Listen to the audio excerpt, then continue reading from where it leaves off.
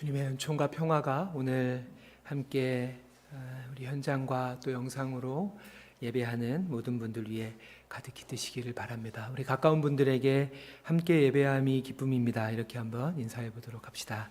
함께 예배함이 기쁨입니다. 오늘은 실족하지 않는 믿음이라는 제목으로 부활 4주일 말씀을 여러분들과 나누도록 하겠습니다. 먼저 본문 2절의 말씀입니다. 요한이 옥에서 그리스도께서 하신 일을 듣고 제자들을 보내어. 서른절인 마태복음 11장의 중심 인물은 단 2명입니다. 세례 요한과 예수님 두 사람 사이의 이야기가 마태복음 11장 서른절에 담겨져 있습니다. 둘의 관계는 매우 특별하며 이를 확인하기 위해서는 그들의 어머니에게까지로 거슬러 올라가야 합니다. 그들의 어머니들은 친척 관계였던 엘리사벳과 마리아로 그들에게는 아주 중요한 공통점이 있었습니다. 그것은 둘 모두 하나님의 극적인 개입으로 아들을 갖게 되었고 그렇게 얻게 된 이가 바로 요한과 예수입니다. 누가복음 1장에는 딱 한 번 이 넷이 만나는 장면이 기록이 되는데요. 엘리사벳 태중의 요한이 마리아 태중의 예수를 알아보고 복중에서 뛰놀았다는 이야기로 전해지고 있습니다. 그렇게 엘리사벳은 마리아의 임신과 출산, 즉 동정녀 탄생의 마중물이 되었고 모전자전처럼 엘리사벳의 아들 요한 역시 마리아의 아들 예수의 길을 준비하고 예비하는 역할을 하게 되죠.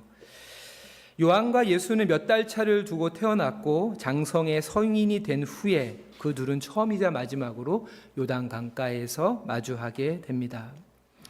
먼저 요한과 그의 제자들은 요단 동편 광야에서 새로운 회개 운동을 주도했습니다.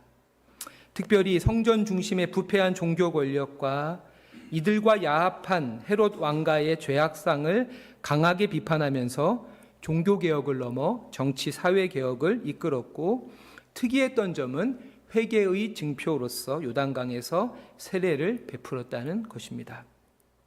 그렇게 위선적인 기득권층의 탐욕과 불의에 크게 실망한 많은 유대인들이 줄지어 요한에게 나와 세례를 받았고 그의 영향력은 날로 커져만 갔습니다. 자연히 요한은 권력자들에게는 눈의 가시와 같은 불편한 존재였지만 평범한 이들은 그를 보며 그리스도신가? 라고 생각할 정도였습니다. 하지만 그는 군중의 환호와 인기에 도취되지 않았고 달을 가리키는 손가락처럼 그리스도를 예비하는 자신의 본분을 잊지 않았습니다. 그리고 이제 막 대중 앞에 자신의 존재를 드러내기 시작한 예수 역시 존경심을 가지고 요한에게 나와 세례를 받는 것으로 자신의 공생의 활동을 시작하십니다. 주님이 요한에게 세례받는 바로 그 순간을 성경은 이렇게 기록하고 있습니다. 마태복음 3장 16절로 17절입니다. 예수께서 세례를 받으시고 곧 물에서 올라오실새 하늘이 열리고 하나님의 성령이 비둘기같이 내려 자기 위에 임하심을 보시더니 하늘로부터 소리가 있어 말씀하시되 이는 내 사랑하는 아들이요 내 기뻐하는 자라 하시니라. 아멘. 특별히 하늘로부터 들려온 이는 내 사랑하는 아들이요 내 기뻐하는 자라는 음성은 예수 그분이 요한과 더불어 온 이스라엘이 그토록 고대하던 메시아라는 신적 확증으로 세례 요한이 누구보다 앞서 나사렛 예수가 율법과 선지자가 약속한 메시아 곧 그리스도임을 마음 깊이 깨닫게 되는 순간이었습니다. 놀라운 일입니다. 지금 말씀드린 이 사실은 이렇게 환호할 만큼 그렇게 요한은 하나님을 떠나 강팍해진 백성들의 삶을 돌이켜 메시아 그리스도 예수를 영접하도록 준비시켰고 그의 활동은 대단히 성공적이어서 예수님은 공생의 초기부터 많은 이들의 주목을 얻게 됩니다. 딱 바로 여기까지가 요한의 역할입니다. 그렇게 주님의 등장과 함께 요한은 역사의 무대에서 내려가야 했습니다. 이 대조적인 현실을 마가는 이렇게 기록하고 있습니다. 마가복음 1장 14절인데요. 요한이 잡힌 후 예수께서 갈릴리에 오셔서 하나님의 복음을 전파하여. 마치 요한이 잡히기를 기다렸다는 듯이 그와 동시에 주님의 본격적인 복음 활동이 시작이 됩니다. 그리스도의 등장과 함께 요한은 퇴장해야 합니다. 둘이 한 무대에 설 수 없습니다. 사람들의 눈과 귀, 이목은 오직 그리스도의 말씀과 사역에만 집중되어야 하기 때문입니다. 바로 이것이 선지자의 길이자 선지자의 운명입니다. 그뿐이 아닙니다. 오래전 선지자들과 마찬가지로 충성된 사역의 결과는 축복이 아닌 되려 고난과 박해였습니다. 죄악된 세상이기에 고난이야말로 신실함의 가장 확실한 징표입니다. 그렇게 세례 요한은 사해 근방의 마케라우스 요새 깊은 감옥에 수감됩니다. 하지만 옥에서도 그의 유일한 관심은 그리스도였기에 제자들을 통해 그분의 소식을 접하게 되었고, 그런 그가 마지막으로 주님께 던지는 질문이 오늘 본문의 내용입니다. 2절, 오늘 본문 2절은 제가, 3절은 우리 모두 함께 읽도록 하겠습니다. 요한이 옥에서 그리스도께서 하신 일을 듣고 제자들을 보내어 예수께 여짜오되 오실 그이가 당신이오니까 우리가 다른 일을 기다리오리이까. 아멘. 오실 그이는 메시아 그리스도를 가리키는 고유한 호칭으로, 이는 예수 당신이 정말 그리스도가 맞습니까? 라는 직설적이고 도발적인 질문입니다. 복음서를 넘어 성서 전체의 주제는 예수가 그리스도시라는 것입니다. 그리고 이를 처음으로 깨달은 이 중에 한 사람이 바로 세례 요한입니다. 근데 바로 그 요한의 입에서 오실 그이가 당신입니까? 우리가 다른 일을 기다려야 합니까? 라고 묻는 것은 잠옷 충격적입니다. 도대체 무엇이 요한의 믿음의 균열을 일으킨 것일까요? 먼저 생각해 볼 수 있는 것은 자신의 처지에 대한 비관입니다. 인간은 흔들리는 갈대와 같이 연약한 존재이죠. 위태로운 존재입니다. 그는 감옥에서 제자들을 통해 도래하신 그리스도의 영광스러운 사역에 대해 전해드리며 기쁨과 흥분을 감출 수 없었을 것입니다. 그럼에도 불구하고 그 권능의 손길이 자신을 외면하는 이 현실이 어찌 의앙스럽지 않겠습니까? 하지만 이것만으로는 요한의 의심을 근원적으로 설명할 수는 없습니다. 왜냐하면 그는 죽음을 두려워하지 않고 절대 권력이었던 헤롯 왕과 맞섰을 만큼 누구보다 의를 위해 받는 박해를 기쁨으로 여긴 사람이었기 때문입니다. 다시 오늘의 본문으로 돌아가서 요한의 질문에 대한 주님의 답변에서 요한의 의심, 그 이유를 유추할 수 있습니다. 주님은 요한의 질문에 대해 뭐라고 답하시나요? 4절부터 6절인데요. 제가 읽겠습니다. 예수께서 대답하여 이르시되 너희가 가서 듣고 보는 것을 요한에게 알리되 맹인이 보며 못 걷는 사람이 걸으며 나병 환자가 깨끗함을 받으며 못 듣는 자가 들으며 죽은 자가 살아나며 가난한 자에게 복음이 전파된다 하라. 누구든지 나로 말미암아 실족하지 아니하는 자는 복이 있도다 하시니라. 아멘. 4절과 5절의 내용은 구약의 선지자들이 예고했던 바 오실 그리스도께서 행하실 일들로서 이러한 일들이 나를 통해 나타나고 있기에 예수 바로 나 자신이 오실 그이라며 요한의 의혹을 불식시키고 계십니다. 그러면서 이에 덧붙이신 말씀이 나로 말미암아 실족하지 않는 자는 복이 있다입니다. 여기에서의 복은 헬라어로 마카리오스로서 그냥 복이 아니라 지복, 가장 큰 복을 가리킵니다. 이 단어는 산상수훈 첫머리에 기록된 팔복에 무엇하는 자는 복이 있나니와 같은 단어입니다. 팔복을 통해서 주님은 가난하고 애통하며 온유하고 줄이고 목마른과 같은 전혀 새로운 복을 우리들에게 선언하시는 것처럼 주님은 자신이 가져올 하나님 나라가 너희의 기대와 다른 방향으로 전개되더라도 그것으로 인해 실족하지 않고 그 나라를 어린아이와 같이 겸손하고 진실하게 받아들이는 자가 마카리오스, 가장 복된 자이다 라고 말씀하십니다.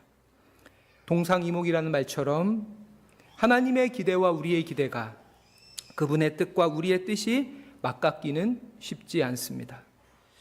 저는 신앙생활의 목적이 바로 여기 있다 생각합니다. 이 차이를 깨닫고 이 간격을 좁혀가는 것이야말로 우리 믿음의 여정의 목적지가 될 것입니다. 이런 관점에서 세례 요한과 예수님 둘의 사역과 가르침을 비교해 보면 의외로 적지 않은 차이가 발견됩니다. 실제로 마태는 요한의 제자들과 예수님 사이에 한 갈등을 기록하고 있는데요. 마태복음 9장 14절입니다. 그때 요한의 제자들이 예수께 나와 이르되 우리와 바리새인들은 금식하는데 어찌하여 당신의 제자들은 금식하지 아니하나이까. 요한의 제자들은 스승의 모범을 따라 자주 금식했지만 예수님과 제자들은 금식하지 않았고 심지어 사람들은 주님을 먹기를 탐하고 포도주를 즐기는 사람이라고 부르기까지 했습니다. 하지만 이 논쟁의 핵심은 금식 그 자체에 대한 것이 아니었습니다. 그 갈등의 뿌리는 더 깊고 복잡한 것이었습니다. 금식 논쟁 바로 직전에 한 사건을 마태는 기록하고 있습니다. 이 사건은 자기 자신, 마태 자신과 관련된 일로 주님이 세리, 즉 세금 징수원이었던 마태를 사도 중에 한 사람으로 부르신 사건입니다.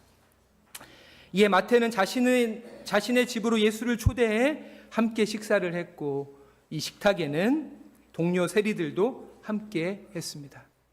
주님이 공개적으로 세리 무리들과 어울리신 것이지요. 근데 문제는 당시의 세리는 불의한 자, 죄인의 대명사였다는 점입니다. 조국 이스라엘을 가혹하게 지배하는 제국 로마의 편에 서서 동족의 고열을 빨아 제 안목 챙기는 이들이었기 때문입니다.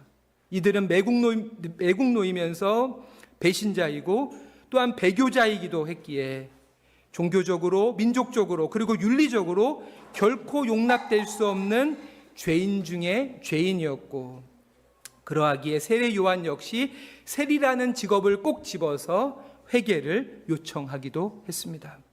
하지만 주님은 어떠합니까? 주님은 세례 요한과 달랐습니다. 저들의 죄를 구체적으로 지적하고 회개를 요구하는 대신에 한 테이블에 둘러앉아 정겨운 식탁의 교제를 나누시는 것으로 이 일은 요한의 제자들에게 적지 않은 충격을 안겨다 주었을 것입니다. 이에 대해서 김기성 목사님은 인생교과서 예수라는 책에서 꾸짖는 요한, 품어주는 예수라는 제목의 글로 다음과 같이 설명하십니다. 예수는 천둥처럼 몰아치는 사람이 아니라 미풍처럼 감싸는 사람이었다. 요한이 꾸짖어 사람들을 일깨웠다면 예수는 품어 안아 사람들 속에 잠들어 있는 거룩함의 씨앗이 발아되도록 도왔다.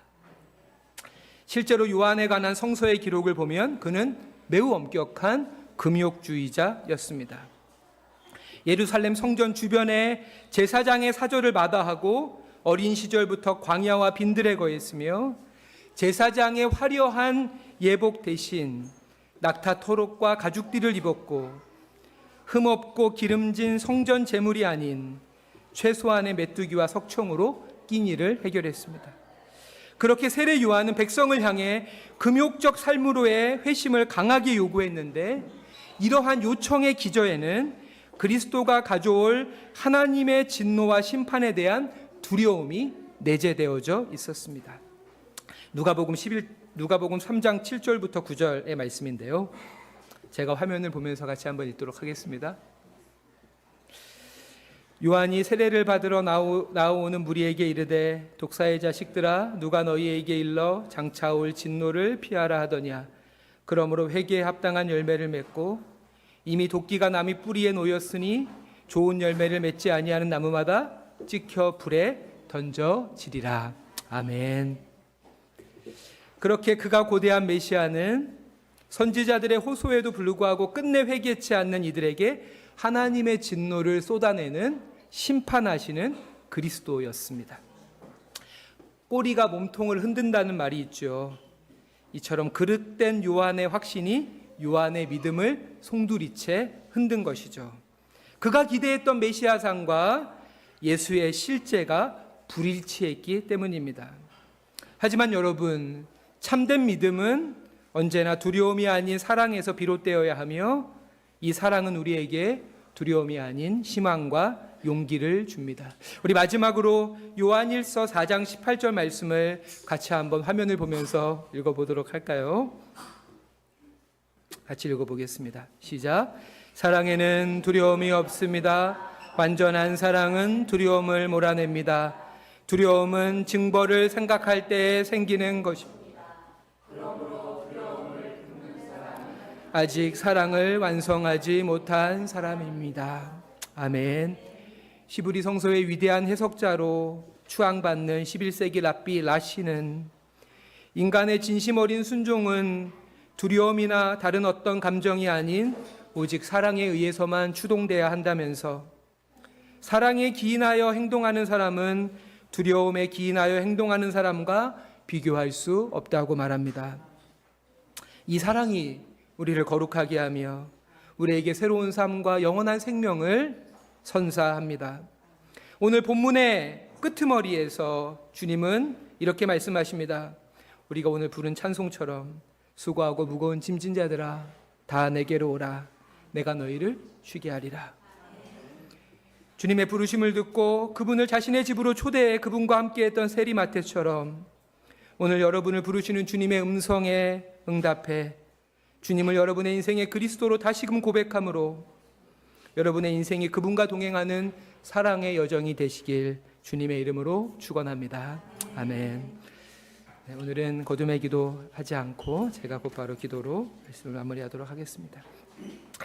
자비로우신 아버지 하나님, 화려한 꽃잎을 떨군 나뭇가지마다 푸른 잎 빼곡히 돋아나는 싱그러운 실록의 계절입니다. 하지만 주님, 우리의 영혼은 여전히 앙상하기만 합니다. 그렇게 세파에 떠밀려 갈대처럼 이리저리 흔들리며 살아가는 우리의 마음에는 평온함이 없습니다. 겨우겨우 믿음으로 중심을 잡고 버텨보지만 그 믿음의 뿌리에 깊게 새겨진 진노에 대한 두려움이 마치 가시떨기처럼 성장과 성숙을 더디게만 합니다. 주님, 두려움이 아닌 사랑으로 우리를 초대하시는 그 성령의 음성에 응답하며 살게 하소서. 그렇게 꾸짖지 않으시고 감싸 안으시는 사랑의 주님 앞에 우리의 부족함과 부끄러움을 고백하며 우리의 속사람을 새롭게 하시는 당신의 치유와 회복의 손길을 날마다 경험하게 하소서. 그렇게 당신께서 우리에게 베푸시는 새로움을 덧입으며 우리가 만나는 모든 이들에게 책망의 마음, 비난의 말이 아닌 주님과 같은 따스한 감싸 안는 사랑으로 다가서는 저희들 모두가 되게 하소서. 이 모든 말씀 예수님의 이름으로 기도드립니다. 아멘.